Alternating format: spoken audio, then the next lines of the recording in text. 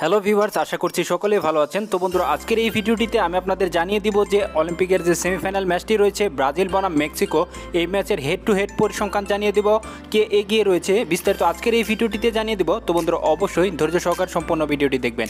একটাই রিকোয়েস্ট থাকবে বন্ধুরা, ভিডিওটি ন্যূনতম ভালো লেগে থাকলে অবশ্যই বন্ধুরা ভিডিওটিতে একটি লাইক দিয়ে খেলার সকল আপডেট সবার আগে পেতে চ্যানেলটি সাবস্ক্রাইব করে পাশে থাকা বেল আইকনটি বাজিয়ে দিবেন এবং কমেন্ট বক্সে অবশ্যই বন্ধুরা জানিয়ে দিবেন এই ম্যাচে কোন দল জিতবে। অবশ্যই বন্ধুরা কমেন্ট বক্সে জানিয়ে দিবেন।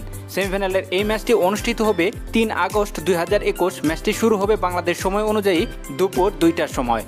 আমরা সকলেই জানি অলিম্পিক খেলা হচ্ছে অনূর্ধ্ব 23 দল নিয়ে। তো বন্ধুরা, দুই দলের হেড টু হেড পরিসংখ্যান দেখলে আমরা দেখতে পাচ্ছি ব্রাজিল অনূর্ধ্ব 23 এবং মেক্সিকো অনূর্ধ্ব 23 দল মোট দেখা হয়েছে একবার।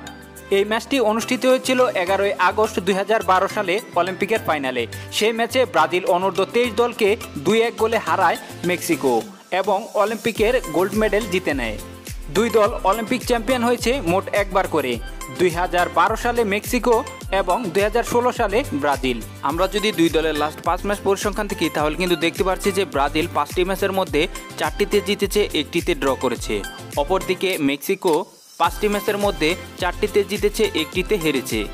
এবারের অলিম্পিকে মেক্সিকোর সবচেয়ে বড় জয় সাউথ কোরিয়ার বিপক্ষে। কোয়ার্টার ফাইনালে 6-3 গোলে মেক্সিকো হারায় সাউথ কোরিয়াকে।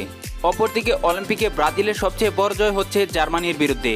প্রথম ম্যাচে জার্মানিকে 4-2 গোলে হারায় ব্রাজিল।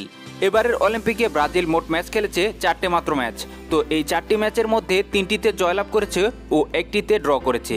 অপরদিকে মেক্সিকো মোট ম্যাচ খেলেছে 4টি, যেখানে 3টিতে জয়লাভ করেছে, 1টিতে হেরেছে। তবে পরিসংখ্যান যাই বলুক, খেলা হবে মাঠের শক্তিতে।